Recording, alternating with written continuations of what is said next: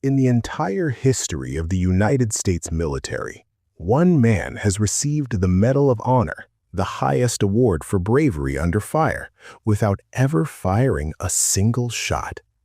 He saved 75 men, alone, at night, on a cliff, while the Japanese army hunted him. And before any of that, the U.S. Army tried to put him in prison for refusing to pick up a gun. This is Hacksaw Ridge, and this is the true story of Desmond Doss. Desmond grows up in the Blue Ridge Mountains of Virginia with his brother Hal, his deeply religious mother Bertha, and his father Tom, a veteran who came home from one war carrying wounds nobody could see. One afternoon, a fight between the brothers escalates beyond control. Desmond picks up a brick. Hal goes down. He survives, but the image of his brother's body on the ground never leaves Desmond. Neither does what his mother tells him afterward. What he did, she says, was the gravest sin of all. The commandment is clear: thou shalt not kill. For Desmond, it isn't a suggestion, it isn't a guideline. It is the organizing principle of his entire life, the thing everything else is built around. 15 years later, he watches a man get hit by a car on the street. He doesn't hesitate. He uses his belt as a tourniquet, stops the bleeding, gets the man to a hospital. The doctor tells him he just saved a life. Something clicks. Desmond has always wanted to be a doctor, never had the education to pursue it. But a medic he could be. That same day, he meets a nurse named Dorothy. He donates blood on the spot for an excuse to talk to her. Their courtship is earnest and slightly awkward in the way of someone who has never done this before. He kisses her without asking first. She tells him she would have preferred he asked. He files that away. Their relationship is built on medical textbooks she shares with him and a gentleness he doesn't entirely know how to express yet. Then Hal announces he's enlisting. World War II is consuming everything. Desmond tells Dorothy he's going too. As a medic, he cannot stay home while other men fight for him. He proposes before he leaves. She says yes. His father Tom drives him to the enlistment office, but cannot walk inside. Tom came back from the First War broken. He stands at the graves of his friends and says they were fools to believe in glory. He doesn't want to bury his sons. He has little hope that a man armed with nothing but faith can survive what's coming. Dorothy gives Desmond a Bible with her photograph inside as he leaves. It's the last piece of home he'll carry. Fort Jackson, South Carolina. Basic training. Sergeant Howell arrives like a force of nature, deafening, aggressive, specifically designed to make every man in that unit feel like a mistake. And for some reason, Desmond finds him oddly amusing. The trouble starts when they reach weapons training. Not won't, can't. As a Seventh-day Adventist, he cannot violate his Sabbath on Saturdays. As a man who made a covenant with God the day he held a gun to his father's face, he will not touch a weapon. He explains this clearly. He should never have been assigned to an infantry unit. He asks to serve as a combat medic, nothing more. Captain Glover sends him for a psychiatric evaluation. The doctor finds him completely sane. Legally, Desmond has the right to serve as a conscientious objector. Legally, Glover's hands are tied. But if he can't kick Desmond out, he's going to make him wish he'd never signed up. Desmond is assigned the worst tasks in the barracks: scrubbing toilets, cleaning latrines. Howell cancels weekend leave for the entire unit and makes sure everyone knows whose fault it is. The resentment builds quietly for days. One night, it explodes. The other privates beat him badly in the dark. He doesn't fight back. He doesn't name anyone afterward. He tells the officers his bruises were from an accident. Smitty watches from across the barracks and asks him the next morning, why does he keep staying? What is he proving? Desmond doesn't have a simple answer. He just knows he can't leave. When the unit completes training, everyone gets leave. Desmond gets arrested. Insubordination. Dorothy waits at the altar in her wedding dress. He doesn't come. She knows something happened. He would never abandon her. In the cell, Desmond breaks for the first and only time. Just briefly. Then he closes it back up. Captain Glover visits and offers him a deal. Plead guilty, walk free, no formal charges. Desmond refuses. Dorothy visits and begs him to let go of his pride. Firing a weapon doesn't mean killing someone. He hears her. He doesn't move. She calls Tom. The next morning, Tom Doss arrives at Fort Jackson in his old uniform with every medal he earned pinned to his chest. He demands to see his former commanding officer, now a brigadier general. At Desmond's court-martial, just as sentencing is about to begin, Tom walks through the door carrying a letter. The right to be a conscientious objector is protected by the United States Constitution. The tribunal drops the case. Private Doss, you are free to run into the hellfire of battle without a single weapon to protect yourself. Desmond and Dorothy marry that weekend. By 1945, Desmond's 77th Division is deployed to Okinawa. The moment they arrive, the reality lands immediately. Piles of bodies being hauled away like garbage. They are here to replace the men who fell before them. They're briefed on their objective, Maeda Escarpment. The soldiers call it Hacksaw Ridge. The Americans have attempted to take it 6 times. 6 times the Japanese have pushed them back. The enemy deliberately targets the wounded, so Desmond removes his Red Cross insignia. He accepts a new helmet for protection. He will be invisible or he will be dead. The Navy bombards enemy positions. Glover's unit climbs under cover of smoke and explosion.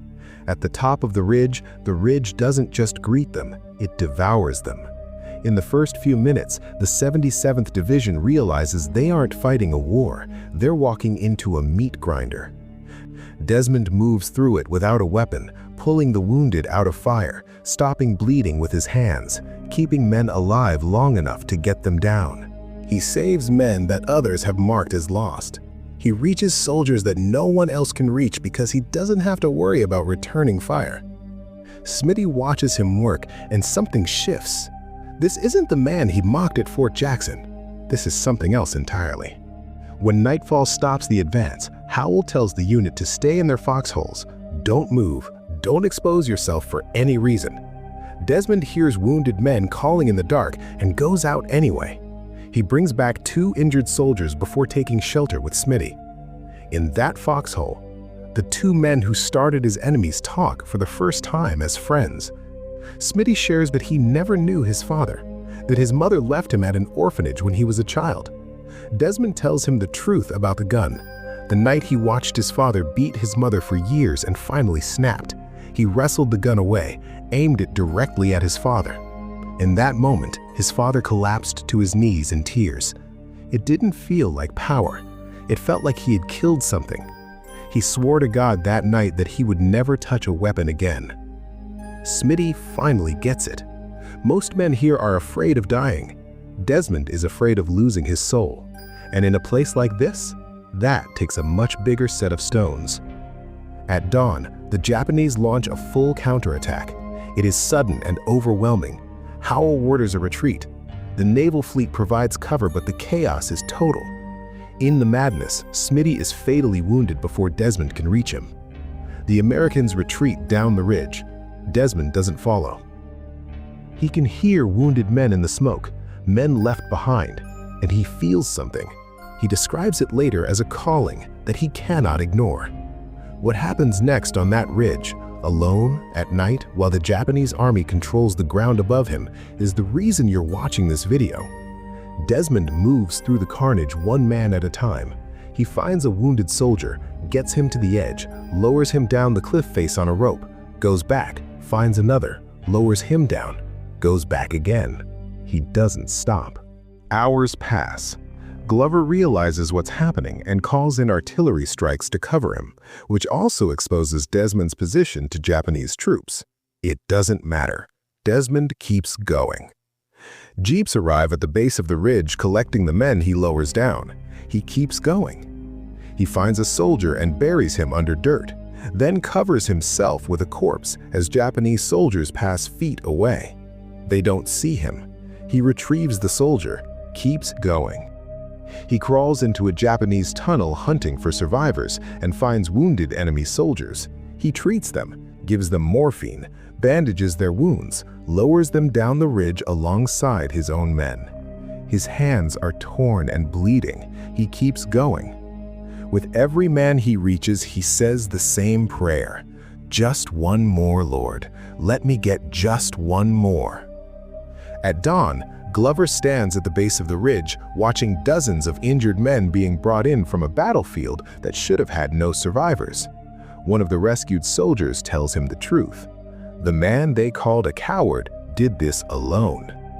In one night, without a weapon, without backup, without stopping, Desmond Doss saved 75 men. Glover finds Desmond at sunrise, exhausted, bloody, barely standing. He also finds Howell, injured but alive in the field. Desmond carries the wounded private to safety, then turns around and goes back for his sergeant. A Japanese sniper locks onto him and fires. His helmet deflects the bullet. Howell still has rounds in his rifle.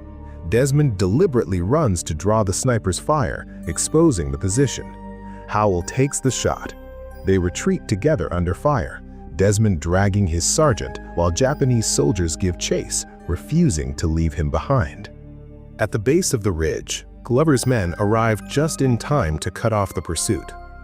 At the field hospital, Desmond receives the news that the other medic on his team didn't survive. Later, Glover visits him. He apologizes without qualifications. He says Desmond has done more for their country than anyone else he has ever served with. Then he tells him they return to Hacksaw Ridge tomorrow, Saturday. He acknowledges it is Desmond's Sabbath. He will respect whatever Desmond decides. Desmond goes. The entire unit waits for him to finish his prayers before they move. This time the Americans have reinforcements. They have the tunnel Desmond discovered during the night.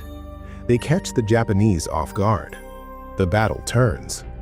When a group of Japanese soldiers approaches waving a white flag and throws grenades at close range, Desmond deflects one to protect his unit and takes the blast himself. They carry him out on a stretcher. Somewhere in the chaos, his Bible falls.